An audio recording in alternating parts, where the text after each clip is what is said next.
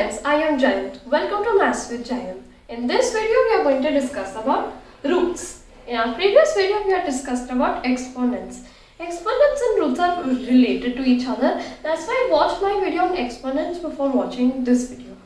So first, let us discuss what are roots. So, what are roots? First, let us revise what exponents were.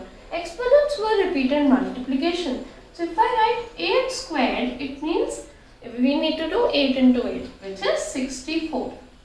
So over here, what we are doing, we are figuring out the number that we will get when we multiply 8 2 times. And that answer we get is 64. Now, in roots, we will be given 64 and there should be some way in which we return back to 8. So, how will we do that? Before that, let us understand what this symbol is. This symbol is called the root sign or the radical. So, whenever and the number would go inside over here. So, this is how, if you see this symbol around 64, we are going to ask what number will to multiply a certain number of times to get 64. So what we are going to find is, we need to figure out a number that we multiply a certain number of times to get 64. But the question is how many times? So this the root symbol tells us. If I put a small 2 over here, this means we need to figure out a number that we can multiply 2 times to get 64, and that number is 8. So now you see, now usually people get very confused in roots and exponents. So in exponents, what we are figuring out, what number will we get when we multiply 8 2 times, and the answer is 64. But over here we are asking what number should we multiply 2 times to get 64. And that number is 8. So we have understood the basics of roots. So roots and exponents, you can see how relatable they are. They are quite opposite. Now suppose rather than this 2, we had a 3. So this we had. Now what are we supposed to find? We are supposed to find a number that we multiply 3 times to get 64. And any idea which number is that? Can you think of a number like that? Yes, 4. We multiply 4 3 times, we will get 64. 4 4s are 16 and 16 4s are 64. Easy, right? Not always. Now let us suppose rather than this 2 and 3, we had 4 over here. Now we need to think of a number that we multiply 4 times to get 64. And can you think of any number like this? Nope, even I can't. So over here, most roots in math are like this. Now if you actually go and find the answer for this in a calculator or something, you will get an answer, you will get a never-ending decimal. Okay, let us take a random example like this, 2.56190 24361. So this will keep on going on forever. So most of the roots in math, the answers will keep on going on forever like this, and the digits will not form any pattern. Like you can see how random the digits are, 56190243661, and this will go on forever and there won't be any such pattern. Now what do I mean by pattern? Like in this decimal 2.33333, this will go on forever, but this 333 is repeating. In this decimal, nothing like this will repeat. So most roots in math are going to give you answers like this. Okay, so that is actually quite bad news. But you will only be asked the roots which will give you perfect answer, perfect whole number answers, not like the never-ending decimals. Now let us discuss how to read roots. So now let us discuss how to read roots. So let us take a simple example. like this. Let us take this example. Over here, how will you read this? So we will read this, it's very simple. You can read this as the third root of 8. Simple as that. Third root of 8. Let us take another example. How can you read this? This could be read as the fifth root of 32. So you get it? So this is how simple reading roots are. Now you remember in exponents, the power 2 and the power 3 were most common. Any number raised to the power 2 and any number raised to the power 3 were most common. And it gave them special names like any number squared and any number cubed. Similarly, in square roots also, the second root and third root are most common. And any guesses what we call these roots? The second root is called the square root. Wait, where should I write it? Yeah, so the second root is called the square root. And any idea what the third root is called? Yes, cube root. So, rather than reading this as the second root of 64, we can read this as the square root of 64. And one more thing. Now, suppose you are just given this example, like this. Let us take 64 itself. So, over here we need to find some number of root for 64. But which root of 64? Whenever no number is given, over here, like so we need to assume that it is 2. So whenever you are just given this, the root of something, so you need to understand it's the square root of that number.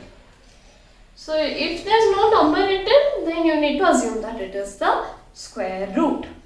Now let us discuss how do you find the value of roots. So over here we are given 3 examples. Now in some cases finding roots are obvious. Like what is the square root of 4? It's 2 because 2 into 2 gives us 4. But it's not always obvious in many cases.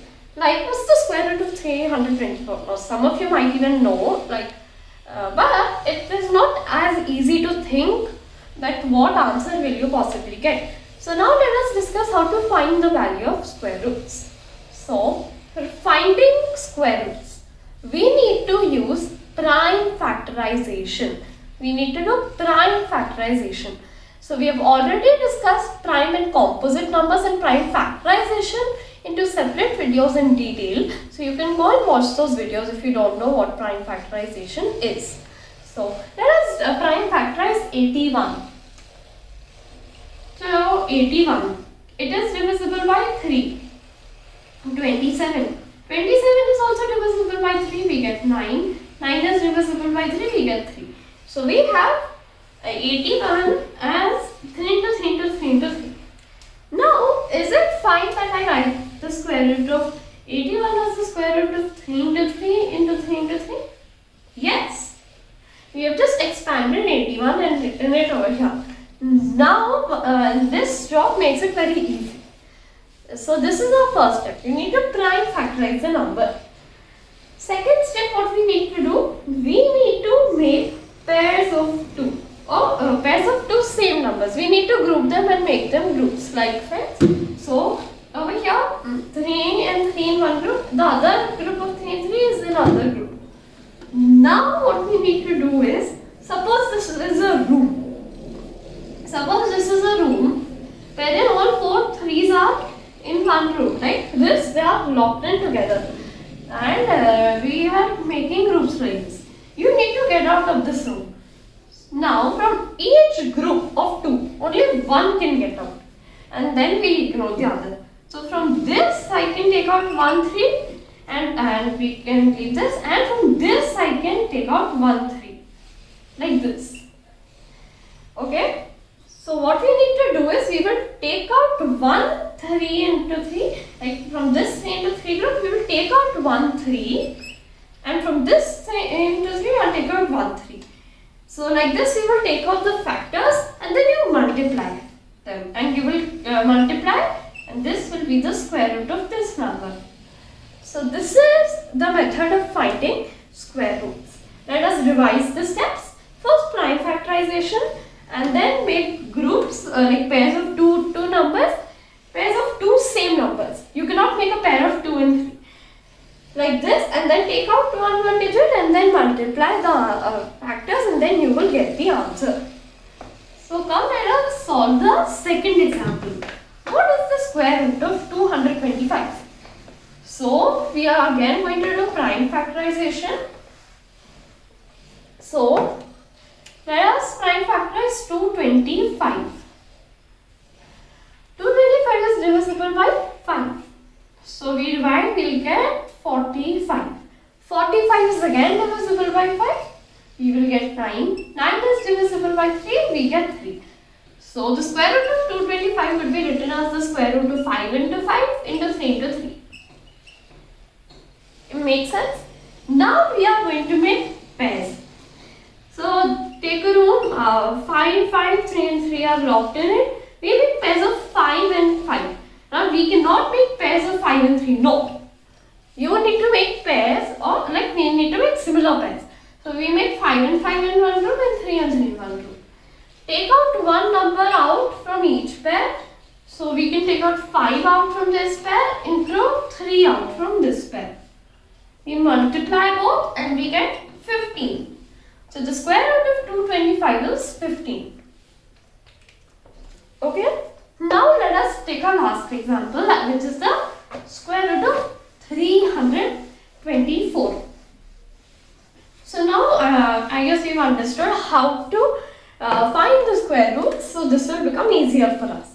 So 324 we prime factorize. This is divisible by 2, we get 162. 162 is divisible by 2, we get 81. 81 is divisible by 3, we get 27. 27 is divisible by 3, we get 9. 9 is divisible by 3 and we get 3.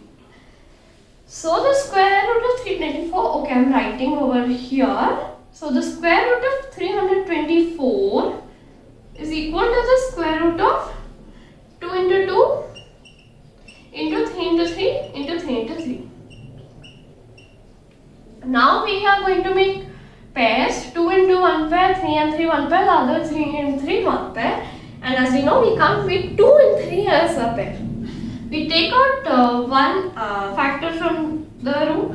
So this becomes 2, we take out 1 2, we take out 1 3, and then we take out another 3, multiply and we get 18 as our final answer. So the square root of 324 is going to be 18. So we have discussed roots. Hope you understood well. Let us just revise what we've learned. So let us revise now. First of all, we discussed what are roots. Roots are like the opposite of exponents, like how we have discussed. So if you have to find, then we discussed this is the root sign or the radical.